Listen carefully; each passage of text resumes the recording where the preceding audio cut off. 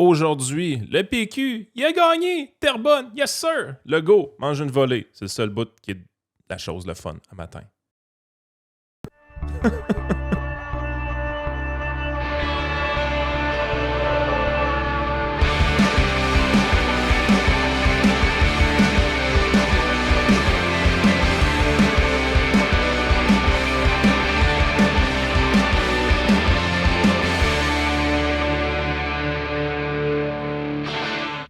Écoute, commençons donc avec les résultats. Ça va être plus simple de donner ça direct aux gens. Ça leur permet de se faire. C'est une bonne volée. Là. Oui, c'est quand même c'est une victoire écrasante là, d'avoir plus de 50% des voix quand tu es dans une course à 5-6 candidats. C'est énorme. Là. Donc, Catherine Genticard du PQ qui gagne avec 52,74% des voix devant le caquiste. Lui, pourtant, je ne comprends pas pourquoi il a perdu. J'ai vu qu'Éric Kerr avait fait du porte-à-porte avec lui. Puis Jacques Boomer l'adore. Jacques Boomer l'adore également. Donc, lui, le caquiste finit deuxième avec 28,78. Tu sais, quand on dit que c'est un comté de péquistes, là, c'est vraiment un comté de péquistes. Là. Tu sais, le PQ fait quasiment 80% des voix là, dans ce comté. Ben, fait 80% des voix dans ce comté-là. Là. Fait que, Mais Terrebonne, c'était Fitzgibbon. Ça. oui, mais qui était le plus libéral des caquistes. c'est ça. Sauf que c'était avant Fitzgibbon, c'était le PQ qui était là. Fait que c'était vraiment genre la candidature. Parce qu'il nous l'avait vendu, ce gars-là, comme le Top Gun de l'économie. Ensuite, le PLQ, le Parti libéral, a obtenu 8,1% des voix, QS 4,5% et le PCQ 3,7%. Climat Québec, la gang à Martine. Ah, ouais, Martine. 0,77% des voix. C'est sûr que, bon, c'est une partielle. C'est 37% de taux de participation. C'est pas très élevé, mais c'est normal pour une partielle. Les seuls gens qui ont été votés, c'est ceux-là qui disent tout le temps « Aller voter, c'est un devoir ». On va se le dire. Oui, c'est ça. Exact. Il n'y a pas d'enjeu en plus. Puis, tu sais, il n'y avait pas de course en réalité, vraiment. Là. C'est sûr que si la CAQ avait présenté un méga candidat, peut-être ça aurait changé de quoi. Là. Mais je pense que c'était assuré que le PQ allait reprendre ce comté-là. On n'en a pas entendu beaucoup parler. Là. Cette partielle-là s'est passée un peu. Comment je dirais ça, en marge de l'actualité bouillante de les tarifs, la guerre en Ukraine. Là, hier, on apprend qu'Israël aurait fait scraper le cessez-le-feu en faisant une opération militaire en Palestine. Bon, on s'entend que l'actualité internationale éclipse beaucoup de trucs, là, mais ça reste quand même, c'est chez nous, là, je veux dire, pas bien le choix d'en parler. Puis ça confirme une chose, par contre, que je trouve intéressant, cette affaire-là, c'est que malgré que PSPP a un discours en ce moment sur ce qui se passe avec les États-Unis, qui est en porte-à-faux, je pense, avec la majorité, ça ne lui a pas coûté rien électoralement parlant pour l'instant. Parce que tout le monde dit... C'est fou, hein, ça? Ben oui, parce que tout le monde dit « Ah, la raison pour laquelle Poilievre baisse, c'est qu'il est pas bon, il n'a pas le bon discours. » Pense pas. Non, c'est pas vrai, ça. Je pense pas. Moi, je pense que c'est vraiment un mouvement d'hystérie il n'a pas baissé, Poilievre. il a baissé un peu, là, parce que tout le monde a baissé. Mais si c'était vrai ce que les gens disent, que c'est ça parce que Poilievre n'est pas bon, le NPD n'aurait pas perdu la moitié de ses intentions de vote pour s'en aller chez les libéraux. Là. Parce que la vraie histoire est là. C'est le vrai parti... En fait, le parti qui risquait de disparaître, c'était les libéraux. Switch Trudeau puis Carney. Puis là, le parti qui risque de disparaître, puis vraiment disparaître, c'est le NPD. Là. Jack Mitt va avoir tué ce parti-là. Mais tu sais, c'est sûr que se promener en Maserati quand tes électeurs, c'est des communistes, c'est peut-être pas une bonne idée non plus. Là. Non, c'est peut-être pas une bonne idée non plus. Fait que c'est ça, PSPP, puis sa candidate n'ont pas payé le prix de ce que... Parce que plusieurs disaient, ouais, la CAQ va remonter, le PQ va s'effondrer. Finalement, ça n'a pas eu d'effet, en tout cas pas dans cette... Pas dans on sondage. suranalyse. On suranalyse. Entre toi puis moi, Frank, là. Est-ce que le Québécois moyen est au courant de la position de PSPP sur les tarifs? Écoute, Terrebonne, là, c'est une ville de banlieue. Là. C'est pas une ville qui aime beaucoup la taxe carbone puis ces affaires-là. Là. C'est une ville où est-ce que tu as besoin d'un auto, généralement. Ouais. Mais c'est parce que les gens, dans leur suranalyse, c'est parce qu'il manque un élément qu'ils n'ont pas compris. Carney, pour que ça marche, il fallait que tu enlèves Trudeau. Pour que leur scénario de la CAQ remonte, puis tout, il faut que tu enlèves Legault. Parce que Ça va arriver. Là. Parce qu'on le sait, tu l'as dit, je l'ai dit, mais on va le redire. La politique, malheureusement ou heureusement, a été personnalisée dans les dernières années. Les gens ne votent pas pour les républicains, ils votent pour Donald Trump ou ils votent pour Kamala Harris. Les gens au Québec, ils votent pas pour le PQ, ils votent pour PSPP, puis ils votent plus pour Legault. C'est ça le point. Moi, je pense que les Québécois, ils n'en ont pas contre la CAQ, ils en ont contre Legault.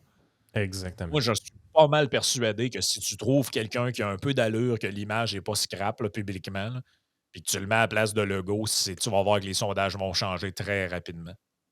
Tu sais, je pense que Jolin Barrette est un bon candidat pour ça. Ah, Jolin Barrette. Il y a quelques semaines, je t'aurais dit la madame Aigrefouette, là. Ouais, je sais pas. Elle commence à être cramée un peu à cause Il est cramé. je pense qu'il y a une coupe de dossiers qui. Mais en même temps, tu sais, femme forte, Ouais. tu sais, elle a pas mal toutes les cartes, là, je te dirais. Là. Ouais, mais le petit côté victimaire que le Québec aime, là, tu sais, genre les Anglais sont pas fins, tout ça. Ouais. Tu sais, Geneviève, ça reste une libérale. Là. Elle n'est pas dans un vrai parti. Tu sais, Ouais. la CAQ, c'est le PQ 2.0. Là. Geneviève n'est pas dans le bon parti. Ouais.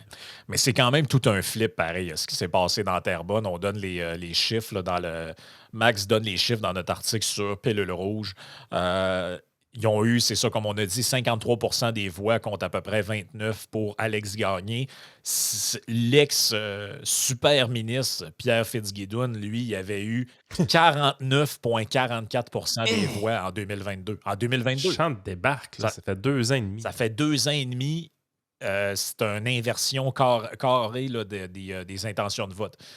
Et là, on dit, en élisant une 5e députée du Parti québécois, Terrebonne a parlé au nom de la majorité des Québécois qui veulent du renouveau. Le message envoyé au nom des Québécois, il ne pourrait pas être plus clair, a déclaré Paul Saint-Pierre de Plamondon devant des militants enthousiastes qui scandaient « On veut un pays! » Ben là, ça, par contre, c'est un... Il y a un signal d'alarme là, pour le PQ là-dedans aussi, Ouais. c'est que il n'y a pas 52 de souverainistes dans Terrebonne. Là. C'est ça, slacker le pays un peu. Ben, c'est correct, ils ont ce point-là, puis ils ont cette valeur-là, qui gardent ça au lieu de le cacher, comme faisaient les anciens chefs du PQ. Ouais. Je pense que c'est pas une mauvaise chose. Par contre, il ne faut pas qu'ils se laissent prendre, je pense, dans le jeu, de dire « Oh, 52 du monde ont voté pour nous autres, donc 52 du monde veulent le pays. » Ouais, Non. pas de même, ça marche. Là. Non. Mais ils sont sur une bonne lancée, puis je pense qu'ils ont comme...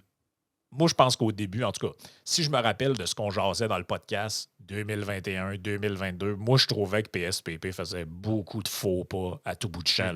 Là. Le plafond sur l'essence. Ça, c'était pas fort. Il y a eu beaucoup de prises de position qu'on était comme, ben voyons, Calice, c'est quoi cette idée-là? T'sais? Mais là, on dirait que depuis un bout, peut-être qu'ils jouent un peu la trappe. On en entend moins des idées farfelues.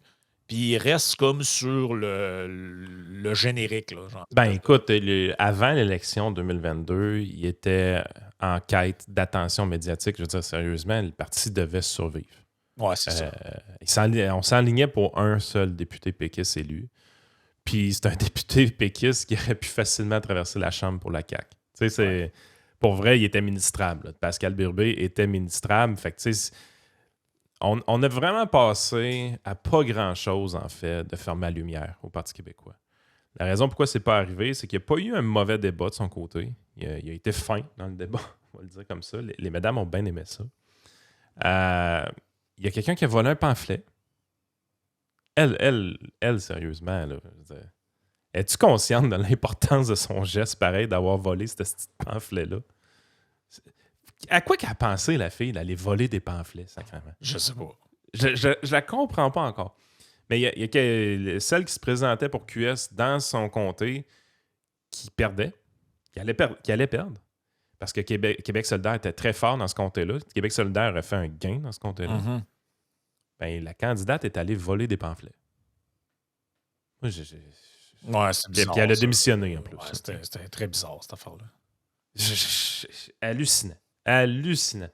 Fait que ça a permis finalement de survivre un peu. Puis après ça, la machine à pompage de Québécois a starté. À partir du débat dans l'élection de 2022, PKP a réalisé quelque chose de vraiment important. c'est que si il décidait lequel de ces deux partis politiques il supportait, ils alternaient ou il pouvait s'amuser avec, il était capable d'aller chercher des plus gros chèques auprès des gouvernements. PKP a compris ça. Ouais. Puis ça, là, ça me fait le cul en sacrament. Parce que là, présentement, le gars peut carrément décider lequel des deux partis politiques il met en place au gouvernement. Il est capable de faire ça, PKP. Fait que, tu sais, moi, si j'étais PSPP, sérieusement, je serais un peu stressé parce que le bonhomme bizarre à la tête de Québécois, c'est lui qui décide. Là. La journée qu'il décide de mettre ses postes de TV pour le remplaçant de Legault, là, Ouais, et de dire « Hey, ça, c'est notre homme », là, PSPP va manger une volée. Là. Ouais, c'est... Écoute, puis tu sais ce que... Pierre Poilievre, quand il se lève le matin, présentement, pensez-vous qu'il y a du fun? Le gars, il domine les sondages depuis 2 ans. Il essaie d'avoir une élection depuis 2 ans. Puis là, par une entourloupette médiatique, tout est en train d'y filer entre les doigts. Puis peut-être que ça ne marchera pas. Peut-être que ça va faire un Kamala. Puis après 30 jours de campagne, les Canadiens vont se rendre compte que Mark Carney, c'est pas fort la livre. Là. Ça vaut pas cher la livre, cette affaire-là. Peut-être. C'est court, une campagne canadienne. C'est ça, c'est court, une campagne canadienne. Puis il est déjà en train de faire le tour de l'Europe, lui. Là. Hey, à peine désigné premier ministre, le Parlement n'est même pas rouvert. Le bonhomme est en Europe en train d'aller serrer des mains. Là. Spécial, là, ce qui se passe. Là. Mais tu sais, si t'es pieds à poil le matin, tu capotes. Tu te dis, ça me file entre les doigts. PSPP peut subir le même sort. La journée que PKP décide que le PQ 2.0, la CAQ, finalement, c'est le parti du bon choix parce qu'éventuellement, je vais avoir des plus gros chèques avec eux.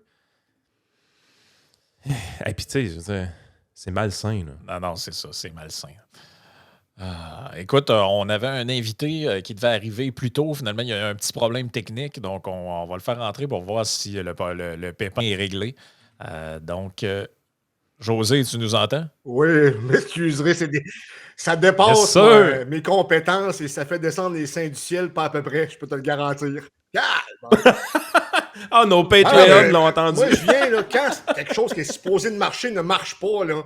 T'as pas idée, là. J'ai tellement eu de problèmes dans d'autres entreprises avec des riggins. J'ai peu de compétences en informatique. Puis lorsque tu as peu de compétences et que tu es obligé de corriger des problèmes que tu n'es pas capable, que c'est supposé de marcher alors que ça ne marche pas, tu as le goût de dire coudonc, y a quelqu'un qui connaît ça ici? Mais là, je suis tout seul. Fait qu'il y a juste moi à blâmer, là, tu sais. Ouais, mais t'aurais pu appeler Éric Kerr et t'aurais réglé ça. Non, mais je pense qu'il est rendu trop occupé, là. Il est rendu assistant. C'est quoi? Il y a un nouveau poste, lui-là, je pense, hein? Adjoint parlementaire. Il a fait une bonne job. C'est normal qu'il y ait une promotion. Oui, il faut qu'il y ait une promotion quand même. Là. La promotion marche au principe de Peter à la CAQ, je pense. Là. Ben, il ne faudrait pas que le salaire baisse trop, parce que si le salaire baisse trop, ça se peut qu'il démissionne. Puis s'il démissionne, on sait qu'est-ce qui arrive. Qui est-ce qui rentre à l'Assemblée nationale? C'est ça. C'est pathétique pareil, hein?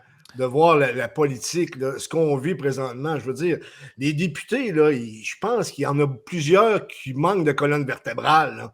Parce que moi, si j'étais député et que mon gouvernement agissait de la sorte, je peux vous garantir que je ne resterais pas là. Salaire, pas salaire, j'irais tourner des boulettes au McDonald's. Bon, moi, je pourrais me regarder dans le miroir. Là. Ouais, c'est ça, malheureusement. Je pense qu'il y a beaucoup de députés que ça ne leur dérange pas de se regarder dans le miroir, même s'ils ont trahi tout ce qu'ils ont dit puis tout ce qu'ils ont fait, ça n'a pas l'air à les déranger trop. Mais c'est ça, avant que tu arrives, José, on a donné les résultats là, pour la partielle dans Terrebonne. Bon, quand même, victoire assez écrasante du PQ. Là, comme je disais, bon, c'est une partielle, il y a un taux de participation qui est pas très élevé, 37 à peu près, mais c'est normal. Toutes les partielles ressemblent à ça, là, à moins qu'il y ait un enjeu majeur. Là. Mais comment tu interprètes ça un peu, là, ce qui s'est passé hier. Le candidat de la CAQ, quand même, le premier ministre faisait quasiment du terrain pour lui. Ils ont envoyé des ministres seniors faire du porte-à-porte avec. Le gars, il a fait 27 ou 28 On sent que je pense que les Québécois sont à bout du gouvernement. Là. C'est ce que je perçois dans mon entourage lorsque je parle aux gens, peu importe. Va voir sur la page du premier ministre, les gens sont tannés, il n'y a plus de crédibilité. Puis je pense pas qu'ils soient en mesure de relancer ce gouvernement-là, quoique on regarde ce qui se passe avec les libéraux, je veux dire, on se tient la tête à deux mains en se pensant comment ça se fait que ces gens-là soient en mesure de revenir dans l'actualité aussi fort. Rien n'est impossible en politique, tu vas me dire, mais je pense que les gens ne donnent plus de crédibilité à François Legault. Il a perdu énormément de crédibilité. Et il y a des options aussi qui ne sont pas trop différentes quand même. C'est-à-dire que si tu votes pour le PQ, c'est quand même un parti qui est encore très, très étatiste, qui est très proche de certaines idées de la CAQ dans le sens dans le fonctionnement de l'appareil gouvernemental. Donc, on peut avoir du changement sans trop avoir de changement. Et c'est ça que les Québécois aiment, malheureusement. Il y a un mur qui s'en vient, ils ne le voient pas. Eux autres, ce qu'ils veulent, c'est continuer leur petite routine, aller au Tim Hortons, virer le séjour, puis parler de nos vedettes. Non, mais il va falloir qu'on regarde ça d'un autre œil. Là, je veux dire, tout est en train de s'effondrer, selon moi, au Québec. Là. Je ne dis pas tout, mais beaucoup de choses s'effondrent. Ouais, beaucoup de choses. Et on est là, mais on regarde ça, puis finalement, bon, on mange quoi pour souper à soir? Attends un peu, là. Vous n'êtes plus avant la COVID, parce qu'il y a avant la COVID, il y a après la COVID. On est dans une dynamique totalement différente, où, qu'à mon sens, il y a une genre de révolution nationaliste conservatrice qui a lieu partout en Occident. Les gens sont en train de se scinder en deux. Vois-tu, pas plus tard que dans mes problèmes techniques, j'ai reçu un courriel de quelqu'un qui est plus à gauche, qui m'a dit qu'il n'était plus capable de m'adresser la parole par rapport à mes positions, alors que j'essaie d'être le plus centré possible. Ce que je veux dire, c'est qu'on est tellement à gauche maintenant que le fait de juste recentrer la machine, il faut passer inéluctablement par la droite et les gens sont comme allergiques à ça. Alors que la droite qu'on veut emmener, c'est le bon sens de voilà peut-être 20 ans. Là. OK, attends un peu. Il y a quelqu'un qui t'a écrit pour te dire qu'il t'écrirait plus. Oui, pour dire qu'on ne pouvait pas avoir d'échange parce que j'étais trop proche des idées de MAGA, j'étais trop tolérant. J'ai écrit « Bonne chance ». That's it. Je me stine plus, moi. Regarde, écoute, si tu n'es pas capable de voir ce qui se passe, puis sans pour autant être un pro-Trump, il faut regarder les choses froidement. Il faut que le bonhomme, on agisse d'une façon différente que là, par l'émotivité, pour faire des gains politiques au pays. Quand le gros Ford est arrivé, là-bas, je pense qu'il est revenu un peu avec la queue entre les deux jambes. Il n'était pas si fort que ça, mais pourtant, malgré tout, ça l'a aidé à se faire élire. Il a instrumentalisé la crise pour se faire élire, au même titre qu'on fait ça du côté des libéraux, qu'on casse du sucre sur le dos des Américains. Puis je te dis pas qu'ils sont parfaits, les Américains, mais commencez à penser comment le bonhomme réfléchit. Là. Allez lire ses livres, allez faire un résumé. Servez-vous de ChatGPT pour avoir un résumé de ses livres. Vous allez comprendre de la manière qu'il agit. Alors, ça prend un autre personnage que quelqu'un qui va le frapper de front. Là. C'est pas avec un coq, tu n'agis pas en coq. Il faut que tu agisses différemment. Mais malheureusement, on n'a pas d'interlocuteur viable présentement. Du moins, c'est ma perception. Mais une chose, avant que peut-être qu'il y en ait des questions, là, mais une chose que je te dis tantôt, si les gens se tournent vers le PQ, ils vont avoir une gouvernance qui n'est pas bien différente de celle de la CAQ. Ben, on en a des exemples. C'est-à-dire que là, présentement, tous les partis politiques sont au bout de leur chaîne sur l'échec de Nordvolt, Lion Électrique, Taïga, etc. Quand le gouvernement a annoncé ça il y a 2 ans, là, en 2023, là, ils ont tout applaudi. Là. J'ai les captures d'écran de PSPP qui dit que c'est extraordinaire, Lion Électrique. Là. Peut-être, ils ont le droit de dire, mais ils pourraient nous dire on s'est trompé, puis regarde, on a retenu, dans l'avenir, ça ne se repassera plus. Là. Mais, puis, je sais que tu voulais glisser un mot sur SACLIC aussi, le scandale de SACLIC. SACLIC, ça a commencé avec les libéraux. Là. C'est eux qui ont mis ça de la. Fait que, tu sais, là, tu as les péquistes, les libéraux, tout ça qui déchirent leur chemise sur la gestion de la CAQ. Mais je veux dire, les seuls là-dedans qu'on ne peut pas blâmer d'avoir déjà géré de quoi, c'est QS, là, dans ceux qui sont à l'Assemblée nationale. Mais dans les 2 autres partis qui seraient susceptibles de prendre le pouvoir en alternance, ils auraient soit toutes fait les mêmes affaires ou ils ont déjà supporté ce que fait le gouvernement. Fait que c'est très. Moi, je trouve ça. C'est un peu ce que tu dis, c'est qu'on va changer de parti, on va congédier Legault, mais on va élire d'autres mondes qui vont avoir strictement la même gestion là, à quelques virgules près. Là. Ben, ça ressemble à ça, mais en même temps, si je suis objectif, on sent que PSPP, parce qu'il y a quand même des bonnes lignes à l'occasion PSPP. Là. Je veux dire, face au président américain, notamment, je pense qu'il y a la meilleure approche de la majeure partie de ces gens-là. Et je sens qu'ils tentent de recentrer ce parti-là, mais ça ne se fait pas de même parce que le parti est comme ancré à gauche depuis des années. Il y a une partie de cette formation politique-là qui ne veut pas changer d'opinion, qui ne veut pas changer sa façon de faire, alors que le tempo imposé par le nouveau président américain change la donne totalement et ça donne un élan partout en Occident, c'est-à-dire qu'on a un virage à droite et qui est comme un peu nécessaire parce qu'on se rend compte dans tous les pays occidentaux qu'on a perdu le contour de la dette ou à peu près. Là. On s'entend là-dessus. Donc, il faut qu'on change nos façons de gérer, nos approches et la politique qu'on a connue depuis la fin de la Seconde Guerre mondiale. est en train de totalement changer et on le voit, là. Il y a des nouvelles alliances qui se créent. L'ancien monde qu'on a connu est en train de disparaître tranquillement pas vite pour un nouveau qui, comment va-t-il virer? J'en ai aucune espèce d'idée. Mais il va falloir qu'on ait des politiciens qui, au lieu d'avoir le pied sur le break et penser qu'on peut gérer comme les 30-40 dernières années, je m'excuse, on n'est plus là, là. À ton avis, le PQ, c'est-tu solide comme appui? Dans le sens que là, gagner une partielle, c'est une belle étape accomplie pour eux. Ils sont hauts dans les sondages depuis un bon bout de temps. Ils ont baissé un petit peu, par contre, dernièrement, quand même. Mais est-ce que c'est solide, ce vote-là, ou ce n'est qu'un vote de contestation? Donc, ce qu'on veut dire par là, la minute que François Legault est remplacé, est-ce que tous les appuis du PQ retournent à la CAQ, à ton avis? Non, mais une bonne partie, oui. Tu sais comment on agit au Québec. Là, on est totalement émotif. Je veux dire, ça dépasse la cocologie 101. Je veux dire, c'est juste de l'émotivité. Vous le savez comme moi, là. C'est qui disait ça? C'est-tu Louis Saint-Laurent? Je ne me souviens pas lequel qui disait que les Canadiens français, ben, les Québécois d'époque, on votait uniquement avec nos émotions. Bon, Wilfrid Laurier, je pense. Wilfrid Laurier, peut-être. Puis ça dépend aussi de Québécois. Là, on le sait, je pense que tu as sorti une bonne ligne tantôt quand j'ai réussi à me connecter, à avoir du son. J'ai réussi à pogner ça. Je ne vais pas revenir là-dessus, mais ceci dit, si Québécois décide d'appuyer quelqu'un d'autre, on le voit, le Radio-Canada avec Mark Carney. Mark Carney, essentiellement, vous le savez, c'est un globaliste. Lisez ses livres. Je pense que Frank l'a fait très, très bien récemment. Là. Il a réussi à se taper ça. Je veux dire, il fallait quand même être fait fort émotivement pour se taper ce livre-là. Oh oui. Et les gens suivent. C'est l'effet de meute. Hein? On dirait qu'on... En tout cas, je passe du coq à l'âne, mais je pense qu'on manque totalement de leadership. Là. Pour qu'on sorte Jean Chrétien, Jean Charest puis Lucien Bouchard, ça prouve une chose, c'est que la relève en politique au Québec, voire au Canada... disons qu'on est rendu dans la ligne américaine. Hey José, t'es un journaliste qui travaille dans le Bas-Saint-Laurent de ton côté depuis une couple d'années. Comment ça se passe? Appalaches, Bas-Saint-Laurent. Exact. Comment ça se passe de ton côté? Médias un peu plus local, un peu plus régional. Le financement, ça doit être un peu plus tough. Il doit y en avoir une grosse partie de ce qui vient du gouvernement également. Sens-tu encore la même liberté de parole qu'avant? J'ai dit liberté, Colin. Liberté de parole qu'avant? Ou tu sens qu'il y a des restrictions un peu qui s'appliquent? Ben écoute, je sens toujours des restrictions. J'ai toujours avancé à contre-courant, mais moi, j'avance selon ce que je vois. Ça ne veut pas dire que j'ai toujours raison, mais lorsqu'il y a des choses qui, selon moi, ne résonnent pas, ben, je le dis, mais c'est comme le reste du Québec. Tu as une partie de la population qui se rend compte que ça ne fonctionne plus, là. On en parle régulièrement, je suis qu'Éric Duhem m'en parle, vous en parlez aussi, le prix des maisons, l'inflation, le coût de la vie, tout ce qui entoure ça, on s'appauvrit à grande vitesse. Et les gens, ça commence à les toucher. Donc, il y a un certain réveil.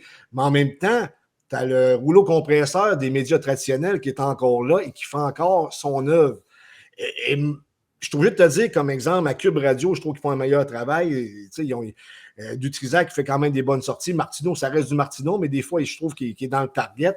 Radio-Canada, c'est un peu différent, mais écoute, ce que je tente à dire, c'est que la vie qu'on nous a vendue depuis bon nombre d'années, Yann, tu es un peu plus jeune que moi. Moi, j'ai 46, je viens de l'avoir, ça fait pas longtemps. Tu es début quarantaine, si je me trompe pas. J'ai 40 ans, oui. Puis tu viens de Témis, hein? Oui, exact. Bon, écoute, moi, je viens de Rivière-du-Loup, ça fait qu'on n'est pas loin. Le monde qu'on a connu n'est pas celui qu'on pensait et on se rend compte qu'il y a beaucoup de choses, il y a beaucoup de ficelles qui sont tirées à l'extérieur, là, sans parler de grands complots, mais c'est clair qu'il y a des influences. Là. Je veux dire, lorsque tu arrives avec un Mark Carney qu'on réussit à nous vendre ce gars-là comme étant la meilleure invention après le pain tranché, alors que présentement, il faut se rappeler, il n'est pas élu. Là. On a un gouvernement, plutôt un parlement qui est prorogé. Je veux dire, donc, pour revenir à ta question, oui, c'est plus difficile pour le financement. Les gens ont moins d'argent, ça paraît. Mais heureusement, nous autres, au Placoteux, c'est le journal pour qui je travaille, il y a encore une très bonne crédibilité parce que dans ce journal-là, moi, j'amène une vision un peu plus à droite, tandis qu'il y a des gens avec qui je travaille qui ont une vision un peu plus à gauche. Donc, on fait ce que les médias traditionnels auraient dû toujours faire, à mon sens, c'est-à-dire d'avoir les deux côtés de la médaille. Alors qu'on l'a vu pendant la crise covidienne, il y avait uniquement un côté, là, on va se le dire. Trouves-tu pas que pour venir un peu, c'est bien que tu fasses. Je voulais justement t'en parler, l'affaire de Cube et tout, parce que je trouve tellement que, c'est pas nouveau, là.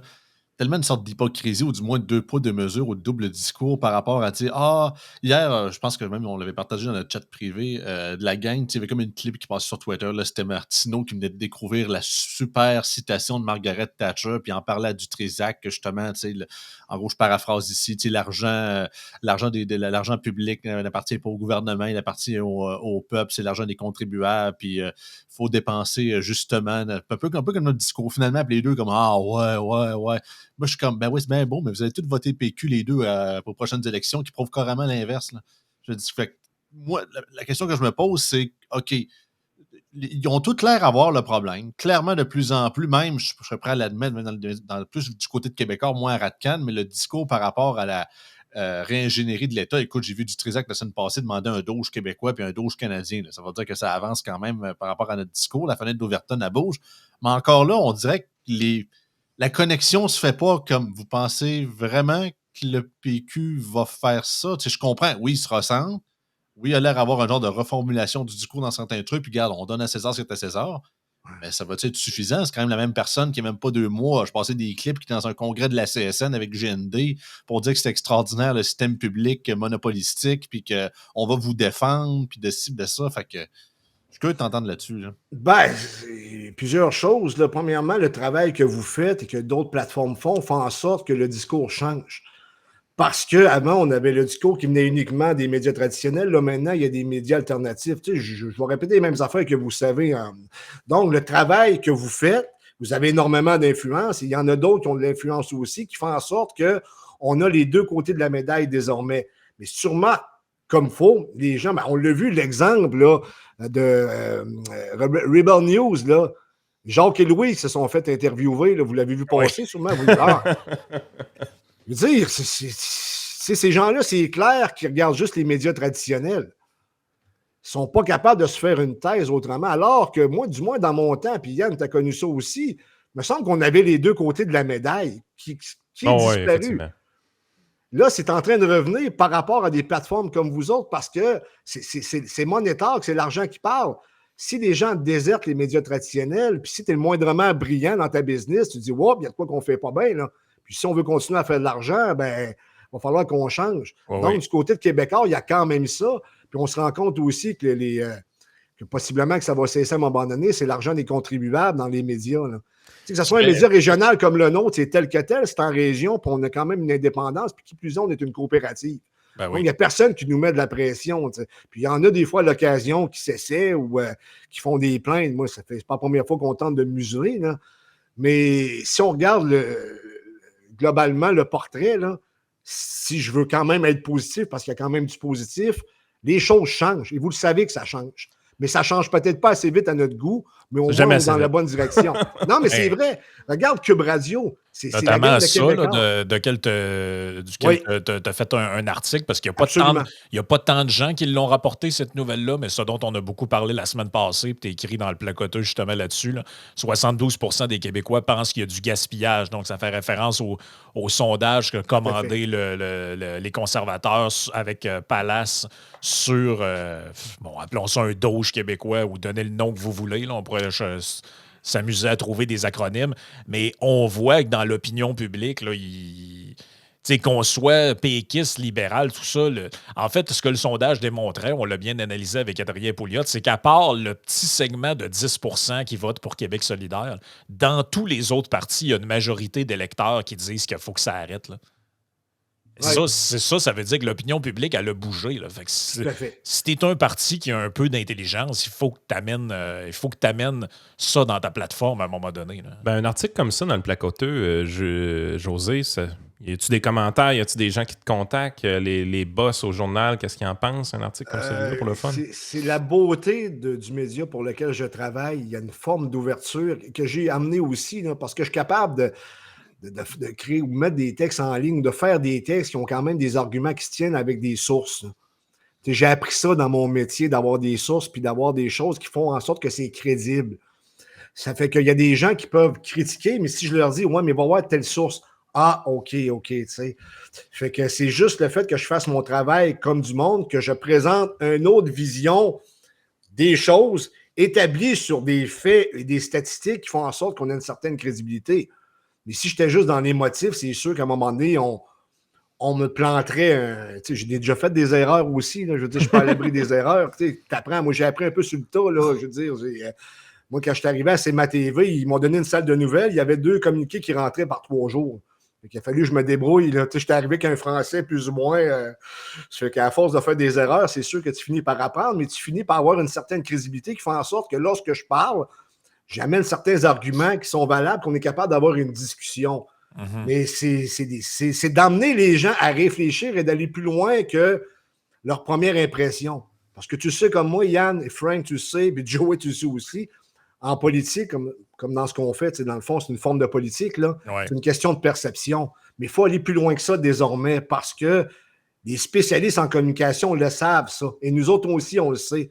Mais on sait également que si on se fie juste sur la perception, on n'arrivera pas à nos fins. C'est-à-dire qu'on n'arrivera pas à expliquer une autre vision de la réalité, à mon sens. Ben, c'est ça. Tu parlais tantôt de Jacques et Louise qui ont été interviewés. Je vais le faire entendre parce que je pense que la plupart des auditeurs, les auditeurs ne l'ont pas entendu. Peut-être pas tout le monde qui l'a entendu, mais la question auquel je voulais t'amener après cette clip-là, c'est est-ce que tu ne penses pas qu'il y a un danger, justement, pour le PQ ou n'importe quel parti qui est en tête? On l'a vu, les conservateurs en tête pendant 2 ans. Oups, il arrive Mark Carney, puis Jacques et Louise, qui est en amour avec le Bloc, veulent retourner avec les libéraux. Tu sais, dans le fond, on n'est pas à l'abri. Les péquistes, je pense, même malgré des grosses victoires dans des partiels puis tête des sondages, on ne sont vraiment pas à l'abri qu'il arrive un affaire de même. Et Jacques et Louise vont flusher le PQ pour s'en retourner avec, je sais pas, Pablo Rodriguez parce qu'il a des beaux cheveux avec les libéraux. Non, mais c'est ça.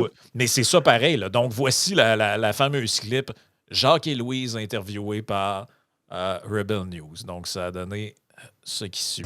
What do you think about the message on the truck? On veut rien savoir de Poiliev. Poiliev, we don't give a fuck about him, so stop the discussion right now, please. Non, on veut rien savoir de lui, là. Nous autres, on aime Mark Carney, puis on veut rien savoir de votre petite gang de rats. C'est tout. Mais moi, je suis pas avec Pierre Poilievre. Je demande aux gens aujourd'hui si on devrait... Oui, mais vous êtes la même gang. Ça, c'est contre Carney. C'est contre Carney ou non? Non, en fait, on demande, est-ce que vous pensez que M. Carney devrait dévoiler ses relations avec Ghislaine Maxwell? M. Carney, là, c'est lui qu'on veut comme premier ministre, là. Ben, vous l'avez, en ce moment, il a été voté. Ça va durer 2 semaines, là. Regarde, perds pas ton temps, poussez-moi pas, ne soyez pas... Pousse pas avant pas le droit de me toucher, là, toi, t'as pas le droit de m'achaler ton hostie de micro. Je pose des questions, monsieur. Je sais pas pourquoi vous êtes agressif. Tu vois bien qu'on n'a rien à dire. Ben, monsieur est très agressif et je ne comprends pas pourquoi. J'ai juste posé une question à savoir si vous pensez... On veut savoir ton message, quand l'autre qui vient. On n'était pas intéressé. Monsieur, ne touchez pas... Je touche à rien, moi, là. On veut rien savoir du message qu'elle a, c'est tout, là, comme ça. Ça dit qu'il... Monsieur, ça dit que c'est un sex trafficker. Non, c'est pas ça que ça dit, monsieur. Est-ce que vous lisez l'anglais? Oui. Mais c'est pas... Hanging out. Avec Ghislaine Maxwell qui a été... année, ça? En 2013, madame. Bon, mais ça fait déjà 12 ans. Il y a bien des affaires qui sont passées. OK, fait que si mettons, on apprenait qu'il était sur l'île d'Epstein, vu que c'était en 2013... Il n'y a rien là. Il n'y a rien là. Hey man, ça me rappelle une histoire de synthèse de cette clip-là, ça n'a pas de Écoute, je vous raconte une histoire de fond de short de mon secteur, là, vous allez comprendre. Il y a un gars qui sonnait des bars aux danseuses dans mon secteur. Il y avait une réputation... C'est déjà bon. Non, mais il y avait une réputation qui se pognait des vaches, là. Des vaches, là. Il y avait sur une farme. Ah non, José, Batins, comment? Non, mais tu fais honte au bas du fleuve avec des affaires. Non, mais écoute, je te raconte pas tout parce qu'on parlerait plus du bas du fleuve. Écoute, toi, tu vas rire. Là, il y a un gars qui dit, il dit, je nommerai pas son nom, mettons que c'est un Thériault. Thériaut, tu fous des vaches, Thériaut, tu fous des vaches. Puis lui dire, à la place de nier, il dit, voyons donc, les gars, c'est une histoire ancienne, ça. Ben, tu sais, l'histoire de Maxwell, c'est un peu ça, là. Hein? Ah, ça fait juste 13 ans. Oui, mais si on s'adonne, là, qui était des petites culottes des petites filles, là, il n'y a rien là. Ça veut dire que si tu t'es fait violer comme le gars, juste une fois au chalet, vu que ça fait 30 ans, il n'y a rien là. C'est ça. C'est arrêtez, là, un crime demeure un crime. Puis on parle pas de petits crimes, là, on parle d'abus, là, si c'est le cas. En passant, l'avion qui allait là-bas, je vais rappeler aux gens qu'elle se nomme Lolita Express. Tu sais, Il y a des choses qui vont nous dépasser, je pense, là, qui... Écoute, moi, je ne reconnais plus la politique que j'ai connue, je te dirais, avant la COVID. Là. Puis Yann, je sais, Yann, tu as déjà été candidat de l'Action démocratique du Québec. Bon, à cette époque-là, on n'est plus là, on pensait que la politique fonctionnait d'une certaine façon. Mais on se rend compte aujourd'hui que c'est le mensonge qui domine. Et on accuse Donald Trump de mentir. Oui, mais c'est parce qu'il fait juste vous mettre un miroir en pleine face. Là. Non, mais c'est même, et vous autres aussi, vous passez votre temps à mentir. Pendant la campagne américaine, la dernière, c'est pas tant Donald Trump qui l'a gagné, c'est les démocrates qui l'ont perdu, ils sont complètement déconnectés de la base. Les gens posent la question, Stéphane Bureau répond, il dit, posez-vous la question, pourquoi les gens votent pour Donald Trump? Mais quand tu essaies d'expliquer ça à la gauche, une certaine gauche du moins, ils ne comprennent pas, ils continuent à pointer Donald Trump. Ouais, mais qu'est-ce que vous faites, vous autres, pour connecter avec la population? Tu sais, je veux dire, les politiques que vous nous poussez dans la gorge, ça ne fonctionne pas. Tu me fais penser, je voulais le dire tantôt, par rapport à Nordvold, là. Nordvold, ça aurait pu fonctionner en condition que les Américains auraient été sous les démocrates et qu'on aurait mis en application la politique de véhicules électriques. À partir de ce moment-là, c'est sûr que ça aurait fonctionné. Si tout le monde avait des véhicules électriques, ces choses-là, ça aurait pu peut-être être une mine d'or. Je pense que c'était le raisonnement qu'il y avait. Là, ça a complètement changé avec l'élection des Américains, là, de Donald Trump aux États-unis. Donald Trump, c'est dig. Tu sais, c'est drill, c'est ce qu'il disait. Drill. Bon, ça veut dire que leur politique verte ne fonctionnera plus. Donc, c'est pour ça que ça a tombé. Peut-être qu'il y a d'autres choses sûrement. Là. Mais tu sais, je pourrais en parler de ça. Je pourrais parler de bien des affaires parce que ça fait longtemps que je n'ai pas parlé. Là, j'ai le mange-patate qui se laisse... qui ne veut pas m'arrêter. Là. Mais ça arrive. Avec le monde aime ça. 200 millions pour un terrain. Vous savez, ça a coûté 200 millions. Oui. Jamais je croirais au Québec, là, c'est pas la place qui manque au Québec, qu'il n'y aurait pas eu quelque chose qui aurait pu coûter beaucoup moins cher.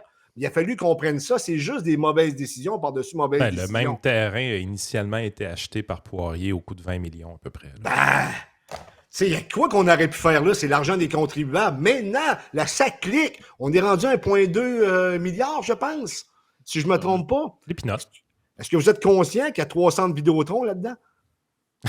Il y a la construction de 300 de Vidéotron pour un foutu logiciel ou un programme. Là, vous allez me dire que je ne connais pas ça. Effectivement, je ne connais pas ça. Mais j'ai assez de cocologie sacrement pour me rendre compte qu'on se fait rouler là-dedans.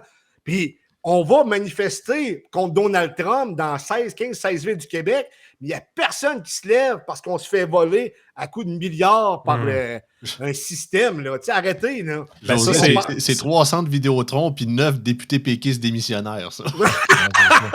mais je suis content que tu ailles là parce que ça, c'était l'autre question que j'avais. T'sais. Nous autres, on est un podcast généralement politique provincial. C'est ce qu'on fait vraiment depuis le tout début, moi puis Frank. Là, il y a eu une tendance un peu plus nationale avec Justin Trudeau puis Poilievre. L'élection de Donald Trump nous a amené à avoir d'aller plus vers la politique américaine un peu. On décolle pellulerouge.ca comme site web, puis on se met à faire de la géopolitique un peu. Puis on se rend compte que les sujets géopolitiques, les sujets plus loin un peu, Donald Trump, c'est des sujets qui pognent avec la population. Sauf que toi, tu es un journaliste régional. Okay? Puis les gens ont toujours eu une certaine soif pour les nouvelles régionales. C'est pour ça qu'ils écoutaient les postes de radio régionales. C'est pour ça qu'ils lisent des journaux comme Le Placoteux également. On voit le désinvestissement de Radio-Canada et de TVA dans les régions. C'est quelque chose qui est assez évident aussi. Puis on comprend un peu pourquoi ça coûte cher produire de la nouvelle. On en est conscient. C'est quoi l'avenir des nouvelles régionales dans un contexte où est-ce que l'intérêt des gens bifurque de plus en plus vers la planète au complet? Ou est-ce que, comme tu dis, là, on a un scandale dans notre cour, mais le gros orange occupe notre attention? Tout à fait. C'est dans ce contexte-là, je m'imagine pas comment ça doit être assez dur parler d'une nouvelle régionale dans un contexte comme celui-là. Il va toujours y avoir un besoin pour les nouvelles régionales. Il y a des nouvelles qui ne méritent pas d'être au national parce que c'est des choses qui concernent juste la région. Il va toujours avoir une certaine soif, puis on met beaucoup les gens en valeur. Moi, une de mes façons de faire, c'est que je prends quelqu'un qui fait un bon coup, puis des fois, je fais un autoportrait où je m'organise pour mettre la population dans le coup. Maintenant, ce que tu dis est vrai, c'est-à-dire que l'influence internationale joue beaucoup, même rendu chez régional. Là. Je veux dire, Trump et les tarifs, ça touche tout le monde.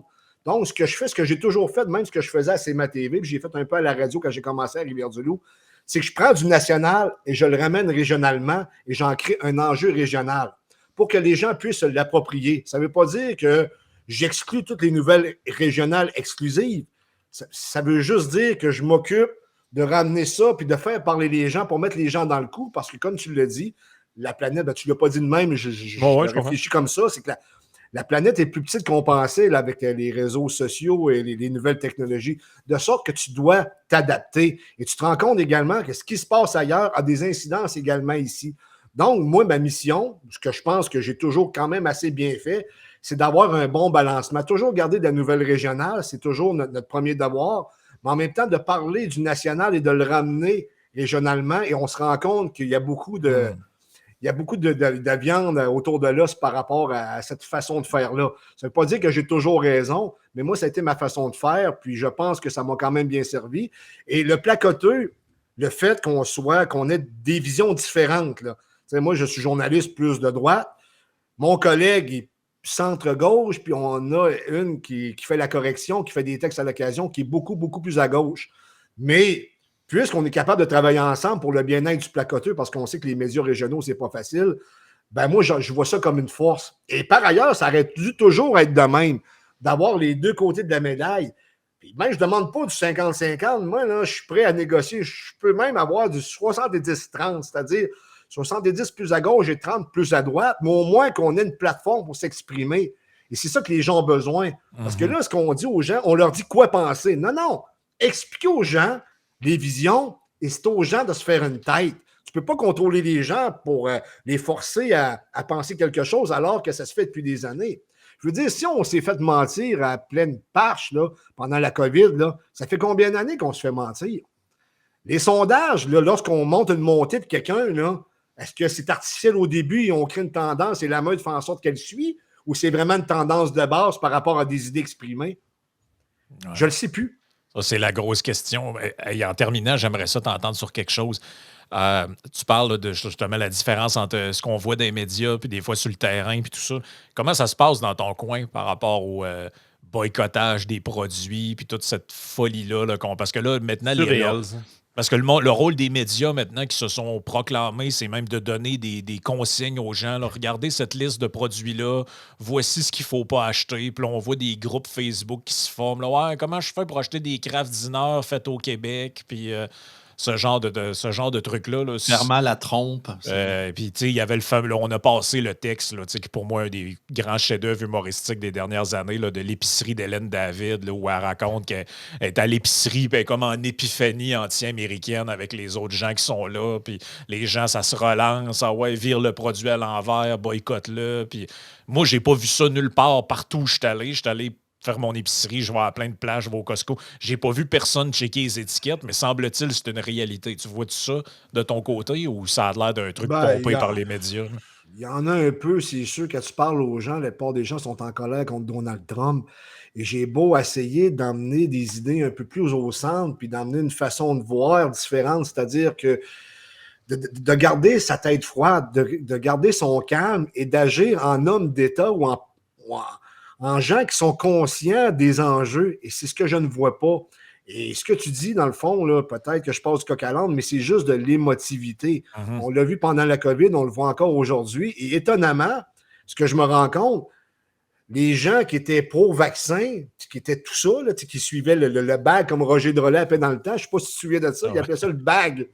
Bon, ils sont dans le même bag avec Donald Trump, l'Ukraine. Je dis, c'est quand même étonnant de voir la gauche, ça, je vous en parlais souvent par ailleurs, la gauche qui est rendue pro-guerre. Ah, c'est pas la gauche de mon époque, là. Moi, je me souviens qu'il y a eu le sommet des Amériques à Québec, c'était en 2002, 2003, corrigez-moi si je me trompe. Oui. C'était tous des anti-mondialistes. Les gauchistes étaient des anti-mondialistes. Maintenant, c'est rendu des pro-mondialistes et des pro-gauche, comment je dirais ça, des mondialistes, puis des pro-pharmacie, des grosses big pharma. Je veux dire, c'est le monde à l'envers. On dirait que c'est des valeurs inversées. Mais oui, s'il y avait une conscription demain matin, d'après moi, les gens de gauche seraient pour. Mais vont-tu y aller? Les votes en guerre de plateau, vont-tu y aller? Non, eux autres, ils vont se couper le pied pour pas y aller. Là, écoute, José, je te lis un tweet de Gabriel Nadeau-Dubois le 6 août 2015. Bon, c'est peut-être trop long selon la madame, selon Louise, qu'on a fait passer tantôt. Ça fait 10 ans, là. S'il est vraiment progressiste, je m'attends en effet à ce qu'il soit critique du libre-échange. La gauche est anti-libre-échange au Québec depuis très longtemps. Pourquoi ils critiquent les tarifs de Trump présentement? Ben oui, c'est ce qu'ils ont toujours voulu faire. Encore, non, mais l'été passé, encore, il y avait des articles de journaux puis des reportages de Radio-Canada qui nous disaient « Hey, il faudrait interdire ça, que les gens mangent des fraises qui viennent d'ailleurs pour manger nos beaux légumes locaux. » Ça s'appelle des... Comment tu penses que ça se fait concrètement? Des tarifs. Ah oui. La manière de faire ça, ce serait de dire, bon, on met un tarif de 300% sur les fraises de la Californie, comme ça, les gens vont être obligés de manger celles du Québec. Non, mais pourquoi ils ne faisaient pas avant? Tu sais, pourquoi ils n'achetaient pas le local avant? Pourquoi ils se sont réveillés subitement? Là? Parce qu'en février, une fraise en février, il y a des chances qu'elle ne vienne pas du Québec. Non, puis c'est pas juste ça. Les gens qui critiquent ça, Facebook, c'est américain. Pourquoi ils ne coupent pas Facebook aussi? Tu sais, je sors des arguments qui ont sorti un peu ailleurs, là. C'est de l'émotivité à géométrie variable. C'est pas compliqué. Ils vont selon la perception et l'émotion, puis ils suivent ce que certaines personnes disent. Je veux dire, j'en ai parlé souvent de ça. Lorsqu'il est arrivé la Révolution tranquille, on a pogné l'Église et on l'a tassé, OK? Est-ce que c'est bon ou mauvais? On pourrait discuter de ça, mais on l'a changé par quoi? Je veux dire, on écoutait le curé avant comme on écoute les médias aujourd'hui. On suit, en tout cas, sérieusement, là, pour clore la discussion, c'est un peu déprimant, mais en même temps, c'est encourageant parce qu'il y a un certain réveil. Sauf que je me rends compte, j'en ai eu la preuve ce matin avec le texto que j'ai eu, c'est que la population se divise en deux. Je pense qu'il y a des ponts qui sont malheureusement plus construisables entre les deux visions, là. On assiste à... Ouais, c'est ça qui est... Parce que quand on a l'émotivité dans le plafond, on adopte des comportements qui ressemblent à ceux qu'on a adoptés pendant l'épisode de la COVID. Oui. Puis c'est ce qui est probablement le plus dommageable dans l'histoire parce que le débat se fait pas, le partage des idées se fait pas, le challenge des idées se fait pas, et tout le monde rentre dans ses rangs et méprise la personne en avant d'elle. C'est pas normal que des gens intelligents qui sont capables de nuancer puis de discuter refuse de parler à d'autres personnes. Je veux dire, Alexa Lavoie, dans l'extrait que vous avez vu, est-ce qu'elle était agressive envers les gens? Elle leur a mis le micro, elle les a questionnés. L'agressivité ne venait pas d'elle. Mais non, il y avait juste à répondre qu'il ne veut pas répondre, puis s'en aller. Puis elle l'aurait laissé partir. Là. Je veux dire, ça n'aurait pas été un problème pour Alexa. Alexa, elle ne scrapera pas un bon show. Si le gars veut donner un show, elle va lui laisser donner son show, puis elle va même le mettre sur YouTube après. Mais je veux dire, à un moment donné, il faut apprendre à discuter, il faut arrêter d'être émotif, il faut arrêter de refuser le débat. Le comportement que vous avez vu de ces deux personnes-là, c'est des kidams, c'est pas des gens importants, c'est pas grave, mais ça représente tellement bien, comme dirait Frank, c'est une synthèse, ça représente tellement bien ce qui va pas bien au Québec. C'est pas la fin du monde de parler à des médias adverses ou à des politiciens adverses. C'est pas la fin du monde. Non. Je vous le jure, là, ça fait pas mal, là. Ben non, puis tu sais, il fallait, parce qu'on va conclure, là, on aurait dû apprendre un peu là, de ce qui s'est passé, des familles qui se sont déchirées pendant la pandémie. T'sais, moi, je parle plus à mon cousin parce qu'il n'a pas pris le vaccin, puis à Noël, on exclut mon oncle un tel parce qu'il n'a pas eu sa dose de rappel. Ben là, ça va être à Noël, on exclut mon oncle un tel parce qu'il a liké une affaire MAGA sur Facebook. Là. C'est là qu'on est rendu. Là. Ça ressemble à ça. Là. Là, c'est là qu'on est rendu, totalement. T'sais, à un moment donné, je pense qu'il faudrait grandir un peu. Là. C'est pas grave que des gens ne pensent pas comme nous autres ou comme vous autres. Là. Ça fait partie de la vie. Une société où tout le monde pense pareil, ça s'appelle une dictature. Là. Exact. C'est pas une société qui est en santé. C'est pas ça qu'on veut. Là. Hey, merci beaucoup, José, d'avoir été là. C'était un grand retour quand même assez fracassant. Oui, donc, sur ça, on s'en reparle bientôt. Salut les gars.